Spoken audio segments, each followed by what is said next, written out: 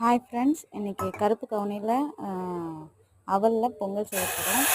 கருப்பு கவுனி அவல் இப்போ நமக்கு ரெடிமேடாக கடையிலே கிடைக்குது. அந்த கருப்பு கவுனி அவலில் வந்து 1 டம்ளர் அவலுக்கு 2 டம்ளர் தண்ணி ஊற்றணும். தண்ணி நல்லா கொதித்த பிறகு இந்த 1 டம்ளர் அவல் போட்டு 10 நிமிஷம் வேக வச்சுட்டு கூட நம்ம சுவைக்கு தேவையான அளவுக்கு நம்ம நாட்டு சக்கரை போட்டுக்கலாம். 10 நிமிஷத்தில் உங்களுக்கு ரெடி ஆகிடும். நம்ம ரொம்ப ஒரு ஹெல்த்தியான டிஷ்ஷாக அது இருக்கும். இப்போ நம்ம மாற்று உணவாக இதை வந்து எடுத்துக்கலாம். நிறைய இந்த நம்ம கருப்பு கவுனியில் நிறைய ஃபைபர் இருக்குது. அது உங்களுக்கு உடம்புக்கு ரொம்ப நல்லதாக இருக்கும். ஸோ எல்லாருமே சாப்பிட்லாம். சாப்பிடுங்க. சாப்பிட்டா பிடிச்சிருந்தா சப்ஸ்கிரைப் பண்ணுங்கள்.